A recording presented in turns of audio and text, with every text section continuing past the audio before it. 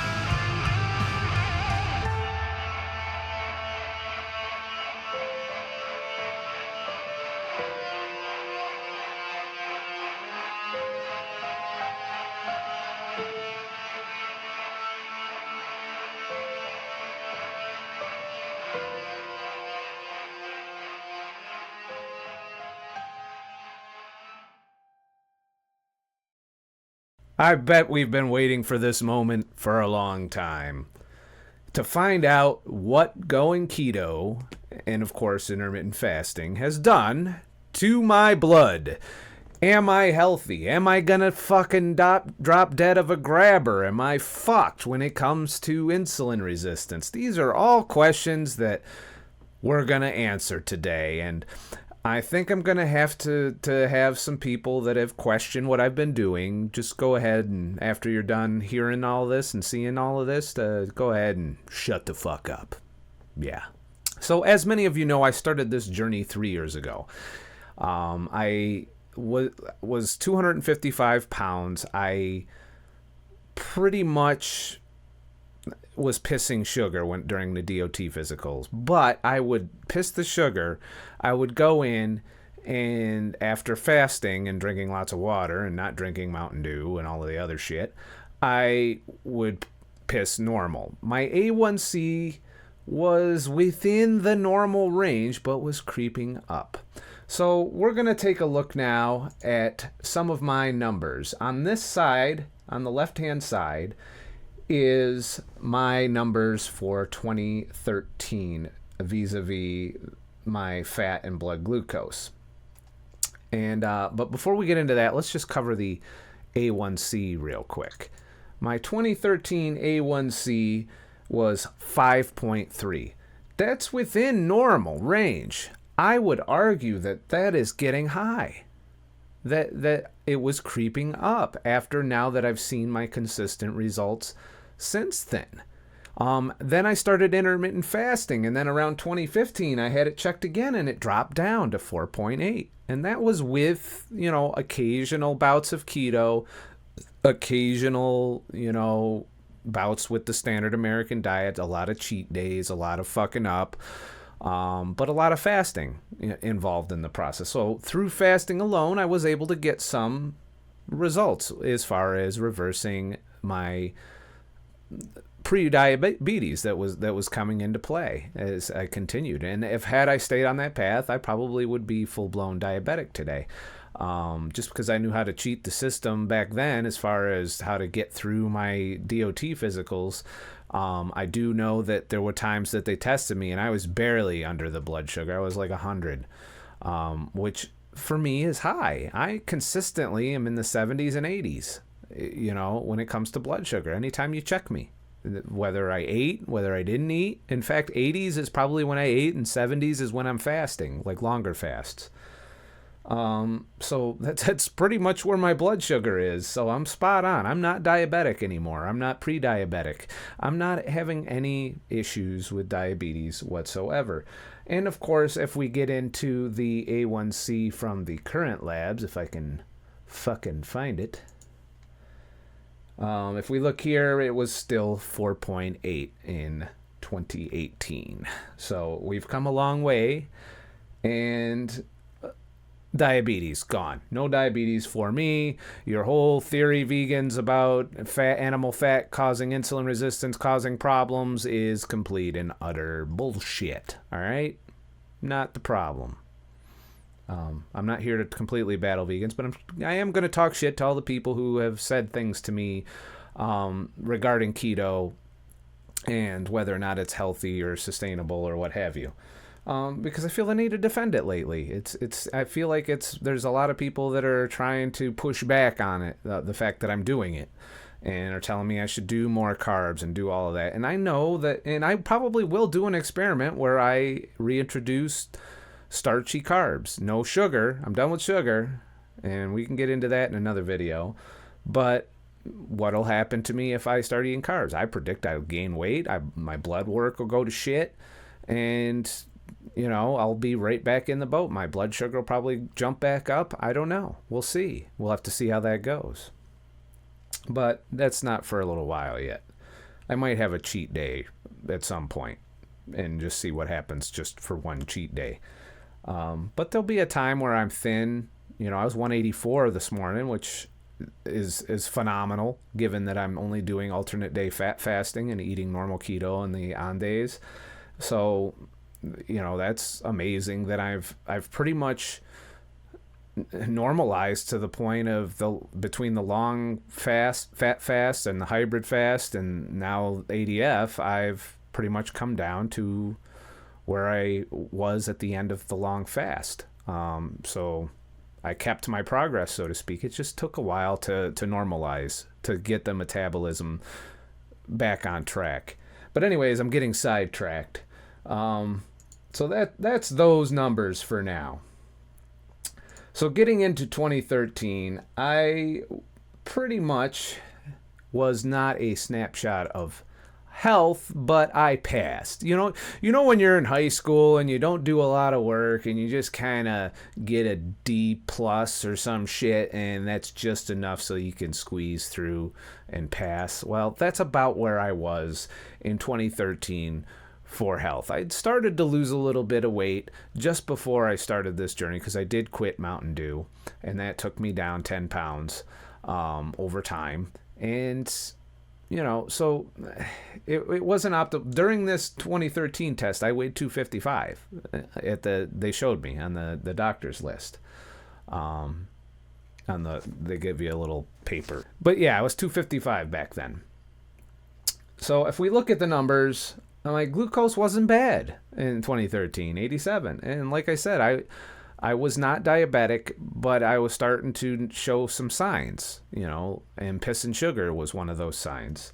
And it put me on high alert. And that's a good thing it happened, because maybe I probably wouldn't have started this journey if it wasn't for realizing that I might become diabetic. And I'd seen what other diabetic truck drivers have to do and had to deal with back then, and I didn't want to be one of them.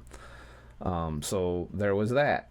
My HDL was pretty low back then. You don't want a low HDL. You want a higher HDL. Reference ranges have changed over the years. So HDL back then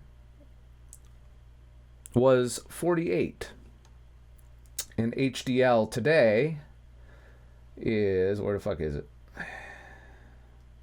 So HDL right now is 66, and back then it was 48. So I was able to raise my good cholesterol.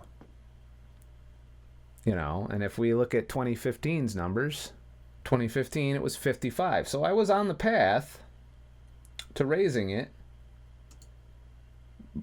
just with fasting.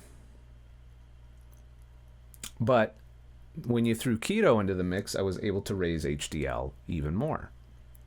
So that's a good sign, right? So 2013 HDL was 48. 2015 HDL was 55. And then today HDL is 66. So it has steadily risen throughout my journey, culminating with rising more during keto, with more keto time and less cheat days and standard American diet shit.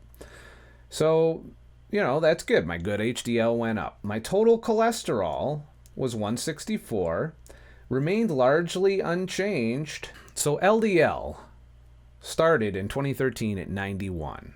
This is considered bad cholesterol. A lot of people whine about it. But I think it is the least important marker of heart disease. But vegans seem to think that it's still a thing. But it's not.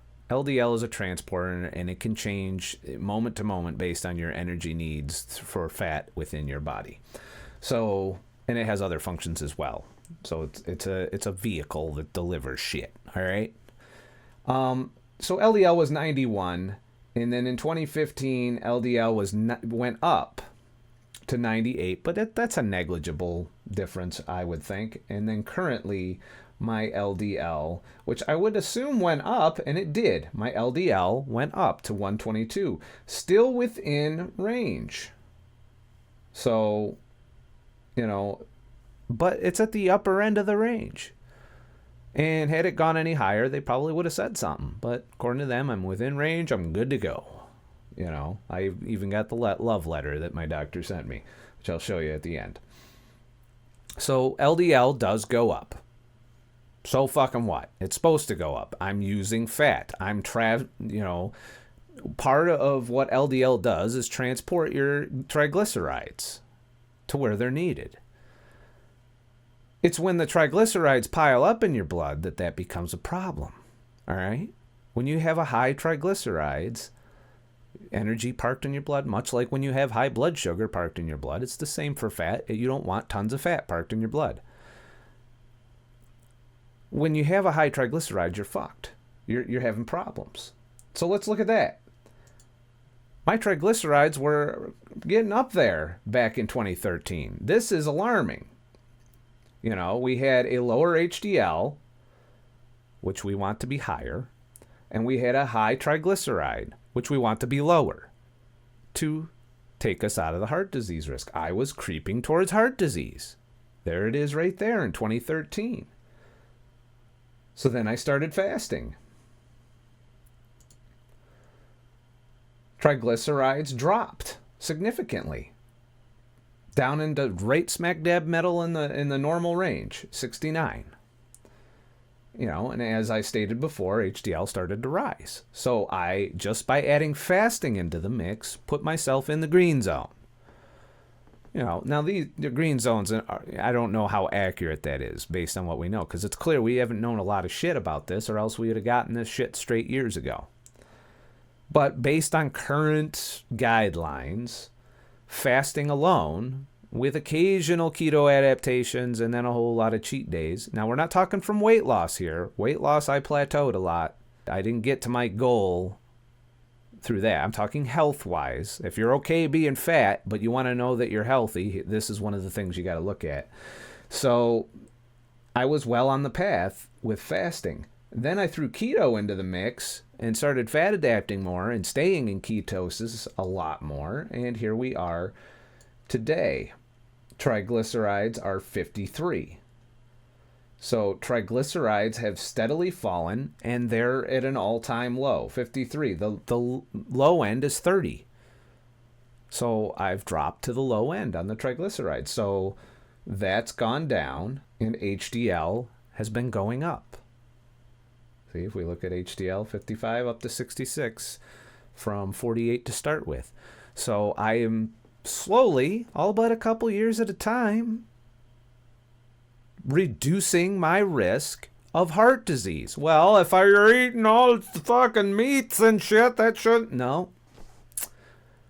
And you can see that going keto has taken me further than I was able to go. Now, a lot of people are going to look at this and say, well, it looked all right fasting. Well, yeah, it is, health-wise. You probably will live a lot longer if you eat half as much, which is essentially what I was doing during that period. I pretty much either ADF or long fast. I was doing all kinds of fasting protocols.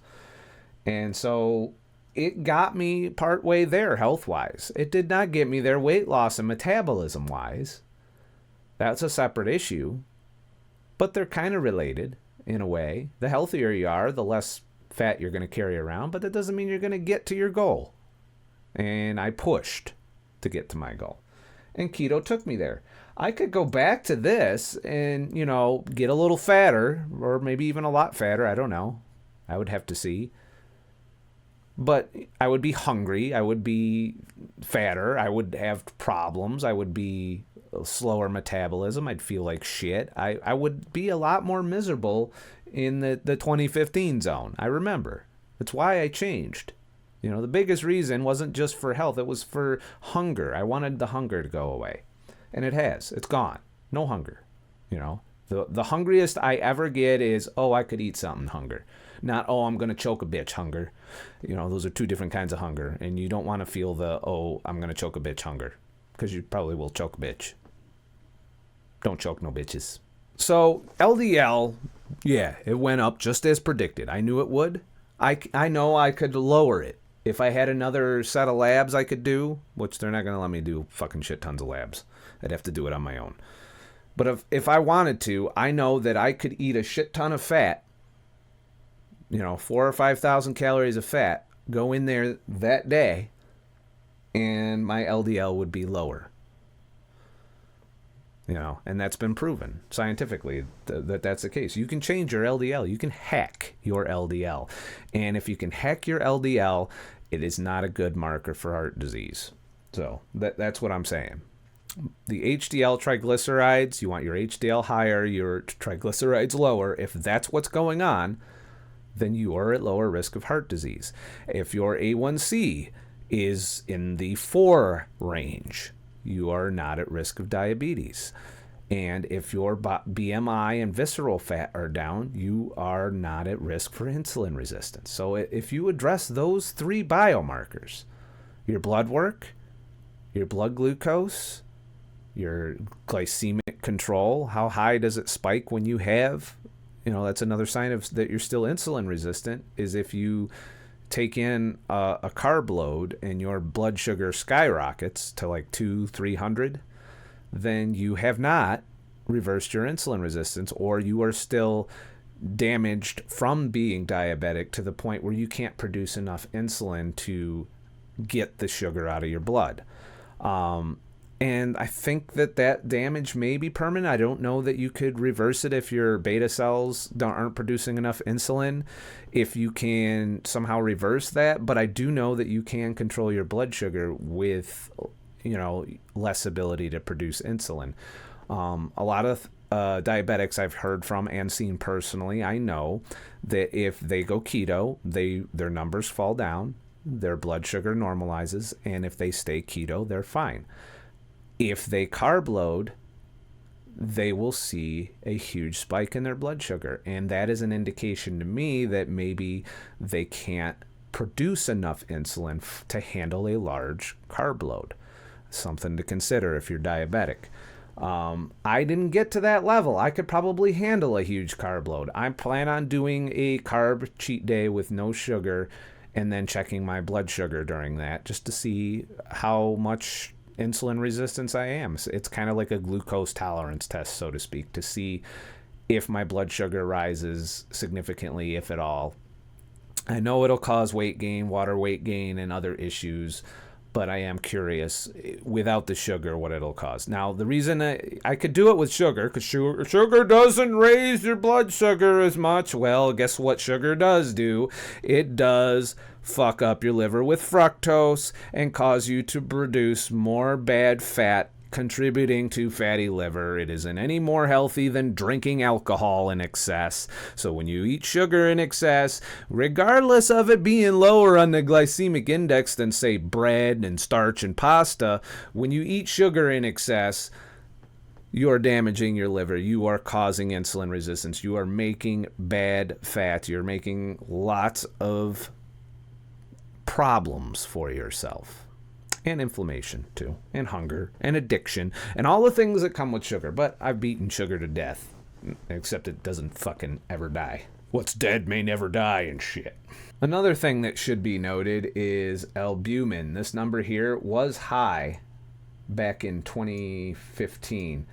And I did look up albumin, if I remember right. And that's high blood protein. And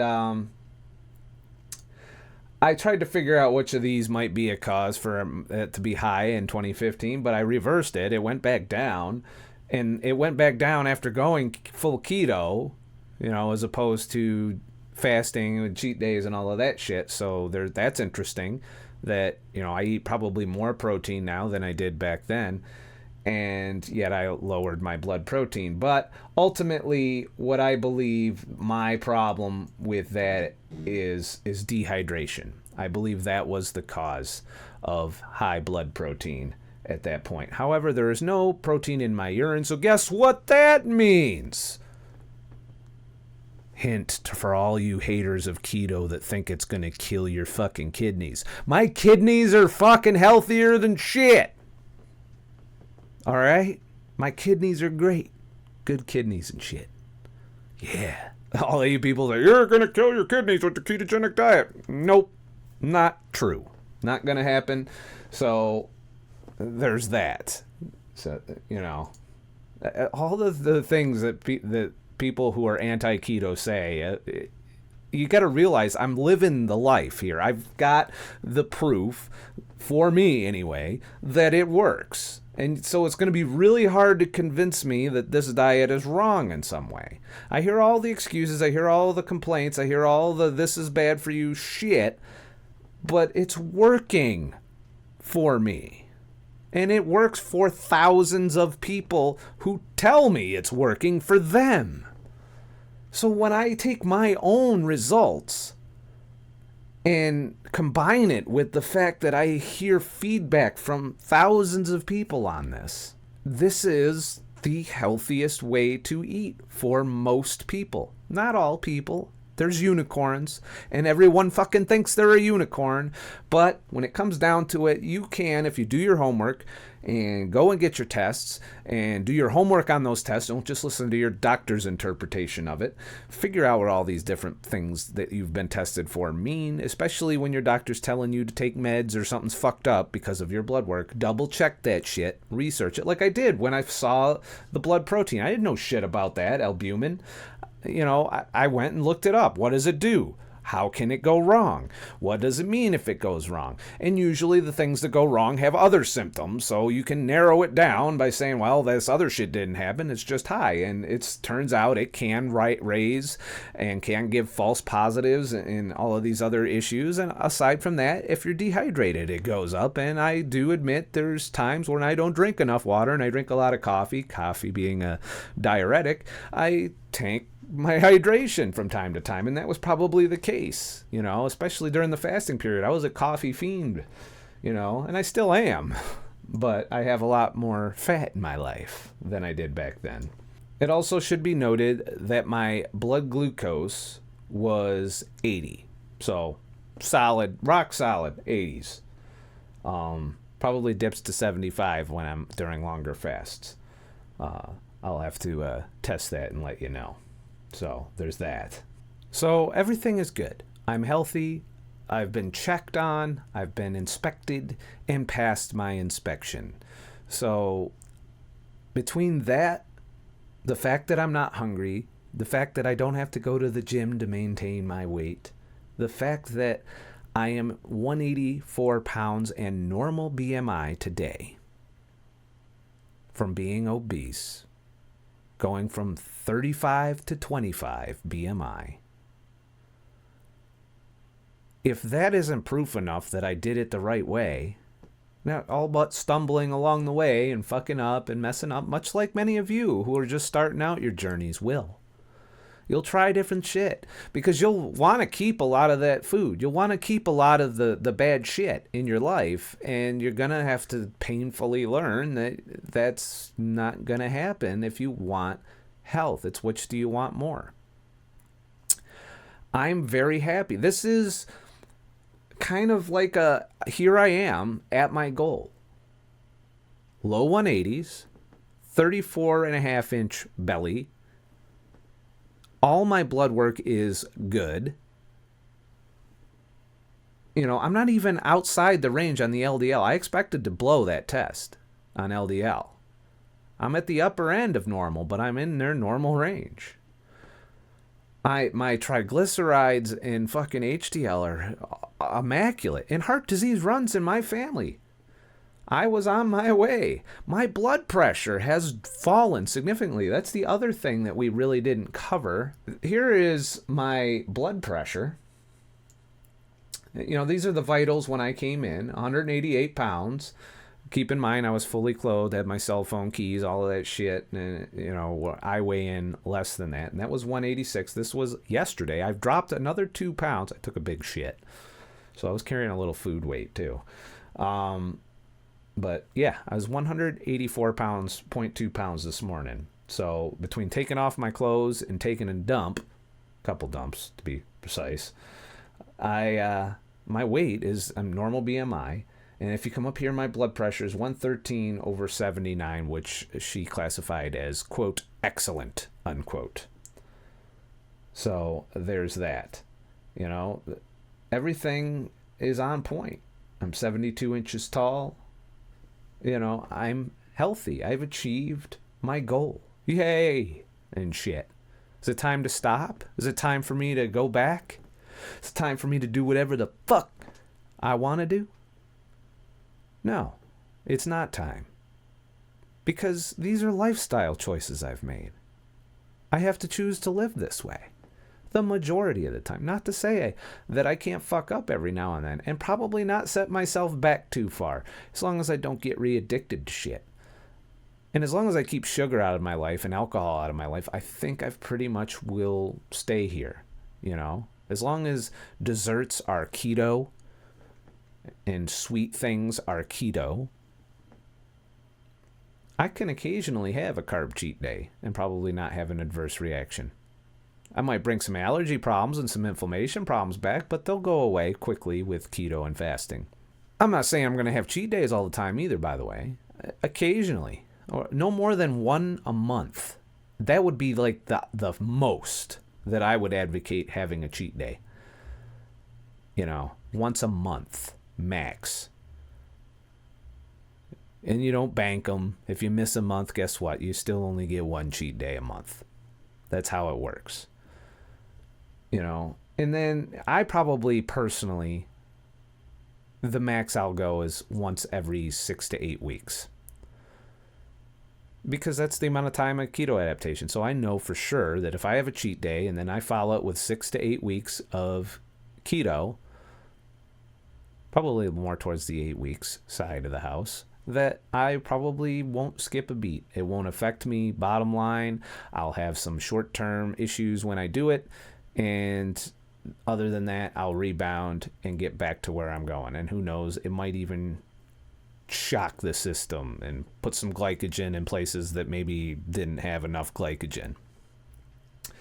So, and if I work out and start bodybuilding or any of that shit, obviously I will increase that. But in my current lifestyle, my less than active lifestyle, I got to keep those cheat days few and far between, because I do not want to be full of glycogen while I'm eating a high-fat diet. I don't, because that causes problems. Because you're not going to touch the fat as long as you have full glycogen. That's how it works. When you're a sugar burner, you're a sugar burner. When you're a fucking... I say that wrong. When you're a carb burner, you're a carb burner. And when you are a fat burner, you're a fat burner. You can't do both at the same time. Doesn't work that way. If your liver's full up of glycogen, guess what you're running on? So, that's kind of how we work. Let me know what you think in the comments. You know, have you gotten your blood tested? If you were on this diet, if you did the fasting, have you seen similar results to this? I know some people are hyper responders. They got that LDL number way up. Mine, it's gone up, but it hasn't like gone up to the point where they're like, oh, we gotta get this fucker into the fucking critical care unit fast before he has a grabber. He's probably having a grabber now and doesn't even know. No. As long as your HDL and triglyceride ratio is good, I would say you're fucking good. And I'm very, very, very pleased. And you know what? So was my doctor. My doctor was fucking pleased. He said, I would like to let you know that your labs were quite good. Your urine was fine and essentially normal. Your blood sugar was 4.8, and that shows no evidence of diabetes. Red blood cells, white blood cells, and platelets are all normal. Salt, potassium, kidney function, liver function, and your cholesterols are excellent. You hear that, vegans? Excellent. That's even with factory fucking produced meats mixed into that shit. Guess all them fucking chicken vaginas have really fucked me up, huh? At this point, I would recommend continuing to stay active. I'm not that active, but thanks for the credit. Keeping weight down, no problem. And eating a healthier diet. Yep, I will continue to eat keto, being the healthier diet. So, there you have it. There it is. Any questions? Ask me in the comments. But what the fuck do I know? You know? Oh, I don't know shit about shit. Apparently. Please like and subscribe for more shit. And I'll make more shit, even though I don't know shit. I'm not a fucking expert. I'm just a fucking asshole, okay? I was trying to delay it, but yeah. Also, if you found this valuable or any of my videos valuable and you'll want me to spend time creating these things instead of working other things, please contribute to the tip jar in the description, or you can go through Patreon or whichever way, or you can hang out at one of my live streams and tip there, however you want to deliver it. It helps me support myself so that I can continue to spend time making these videos. These are very work intensive. They take all day on the days I do them, and I've been trying to do one every day. So that should tell you how much work I've been putting into this.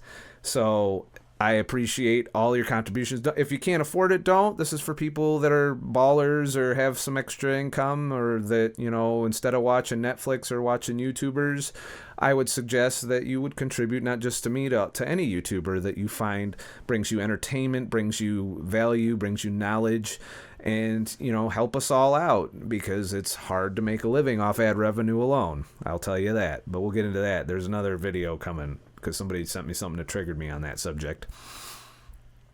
But there's always that. Check out ScottTheTruckDriver.com. Check out the recommended products section of ScottTheTruckDriver.com. If you click through there and buy anything through Amazon, that helps the channel at no extra cost to you. So just if you're thinking of buying something on Amazon, go through there. You know, there's little search ads and shit that you can click through. Or you can just click through one and then buy something else and you're good. I think that's how that works. So there's that. Also, like my Facebook page, Scott the Truck Driver, on there. I am also on Snapchat. Not as much. I'm not enjoying Snapchat. I may drop Snapchat, but for now I'm on Snapchat as Scottandshit. All one word. Scott and shit. And that's all. You know, that's all I got for today. On this beautiful, okay, it's not beautiful, it's shitty out, but Friday. And I want you guys to have a nice fucking weekend. I've nailed in a lot of shit this week. There may be a mystery live stream at some point over the weekend. Just saying. I haven't figured out a time yet. I've got other things I gotta get accomplished first. But I might go live rather randomly. Probably Saturday or Sunday somewhere. Most likely Saturday during the afternoon, I'm thinking. And that's a reward for sticking through to the end of this fucking video and shit. Well, that was a lot of information. It was probably fucking boring. Have a nice motherfucking day and shit.